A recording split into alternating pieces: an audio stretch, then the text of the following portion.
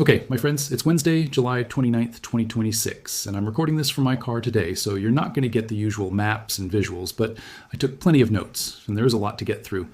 Let's just work our way through it together. It was a great night for Ukraine, and I'm not saying that lightly. According to Drone Bomber, there were 320 Ukrainian strikes into Russia overnight. Compare that to the Russian side, which only managed 80 strikes into Ukraine. That's a 4-to-1 gap. And normally I'd tell you a low number from Russia is a good thing, but I want to be honest with you, it can cut the other way too. When Russia holds back like that, it sometimes means they're stockpiling for a bigger blitz down the road. So we watch that carefully. But even with that caveat, 320 strikes is a massive number, and Ukraine made those strikes count. They weren't just throwing drones at empty fields. So what got hit? I'll give you a second to guess, although I already know most of you are shouting the same answer at your screens. Wildberries. Yes, another Wildberries logistics center went up, this time in Ryazan. And if that city name rings a bell, it should, because we've already seen Ryazan hit before. That time it was an oil refinery in the same city. This latest strike brings the total number of Wildberries facilities hit to somewhere around 10, maybe 11, maybe 12, depending on how generously you count damaged parking lots and outbuildings. I'm going to stick with the conservative number and call it 10 confirmed hits. The financial toll from this campaign against Wildberries is now sitting at roughly $1.9 billion in damage, and that number was calculated before last night's strike even happened, so it's already out of date in Ukraine's favor. 10% of the company's total logistics capacity inside Russia has effectively been taken offline. Think about that for a second. This is one of the largest e-commerce and logistics operations in the country, and a tenth of its physical infrastructure has been destroyed or disabled by drone strikes. And this is where it gets interesting, because the damage doesn't stop at broken buildings and burned inventory. There are layers to this. First, there's the direct financial loss, the buildings, the goods, the equipment, all of that is just gone. Second, and this is the part that could really snowball, Wildberries owes an enormous amount of money to Russian banks.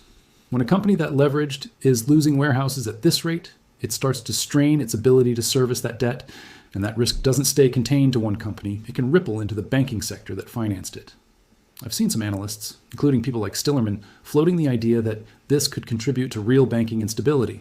I'm not going to sit here and tell you a banking collapse is imminent. That's a big claim, but the pressure is real and it is building.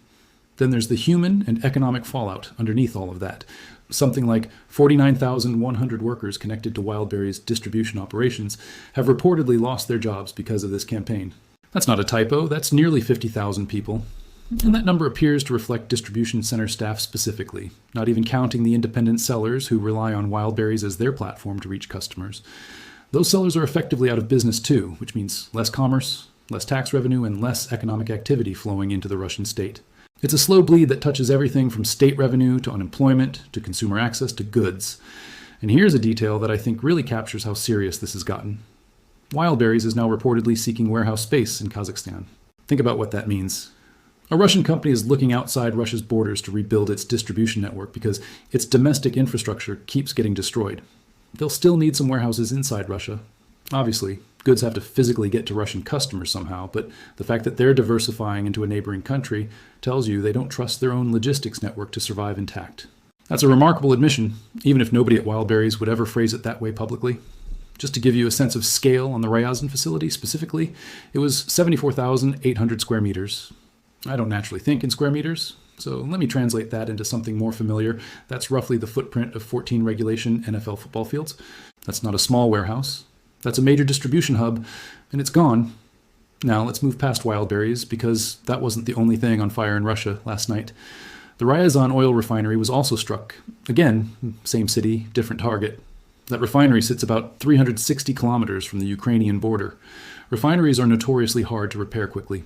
From what I've read, the estimated repair timeline for refineries hit in this range of damage is around 2 months. And the pattern we keep seeing is brutal for the Russian side. Every time a refinery gets back on its feet, it gets knocked down again before it can fully ramp production back up. But Ryazan wasn't the only refinery hit. Perm Oil Refinery, another facility we've talked about before, also took a strike last night. This is a refinery with a processing capacity of 13.1 million tons. What makes this particular strike notable is that it hit the AVT-4 and AVT-5 units specifically. For those who aren't deep into refinery infrastructure, those are core processing units. And when you damage components like that, it doesn't just dent output, it can take the entire refining process down for an extended period. What makes this strike especially impressive from a capability standpoint is the distance involved. Perm sits about 1,500 kilometers from the Russian border with Ukraine. That is a long-range strike, and it's a reminder of just how far Ukraine's drone and missile programs have extended their reach. Perm also happens to be Russia's 7th largest refinery, so this isn't some minor regional facility. This is a significant node in Russia's fuel production network. And the target list doesn't stop there. Last night also saw strikes on an export terminal, a military facility in Rostov, a separate base reportedly used for high-speed boats, a radar station in Bryansk, and a military logistics warehouse in a location called Pachinki, a name I honestly hadn't come across before in these reports. Taken together, that's an extraordinarily broad and well-coordinated set of military and economic targets in a single night. I'd rank last night's operations among Ukraine's most effective in recent memory, and that's before we even get into the battlefield numbers. There was also a reported assassination attempt on Andrei Chershov, described as the head of a Russian drone manufacturing company. Targeting drone production leadership directly is a notable escalation in the kind of pressure being applied, going after the people and infrastructure behind Russia's own drone output, not just the finished weapons on the battlefield. Now, let's talk about the ground war, because there's a full day-over-day battlefield report to cover as well. Russia reportedly lost 1,310 personnel off the battlefield in the last day. To put that number in context, it's right in the middle of the range we've seen over recent weeks, which has run from roughly 1,200 on the low end up to about 1,600 on the high end. So this is a fairly typical day in terms of personnel losses. Not a spike, not a lull. On equipment, the losses included 1 tank, 6 armored fighting vehicles, 60 artillery systems, 331 vehicles and fuel tanks, and 1,468 uncrewed aerial vehicles. What stands out to me is that casualty and equipment losses were on the lighter side relative to the total number of engagements, which came in at 272 for the day, a fairly high figure. That tells you Russia is throwing a lot of assaults at the line without necessarily paying the same price in losses that we've seen on other high engagement days, which is worth watching as a trend. Breaking down where those assaults concentrated, the Kursk direction saw the largest share with 29 assaults. Pokrovsk followed with 27, Kostiantynivka had 19, Hulyapol had 13, and Lyman saw 8. Add it all up across the rest of the front, and you get that total of 272 engagements for the day. A couple more points worth flagging before I wrap up. Ukraine's General Staff reported that 99% of the defense support currently coming in is from NATO nations. I think that number deserves a moment of reflection, because when you hear Putin talk about how he's supposedly fighting the entire NATO alliance directly, this is the reality behind that rhetoric. He's not fighting NATO troops on the battlefield. He may be contending with NATO funding, NATO equipment, and NATO training pipelines, but that is a fundamentally different thing than fighting NATO itself. And given Zelensky's recent diplomatic trip, that 99% figure lands with a bit more weight right now.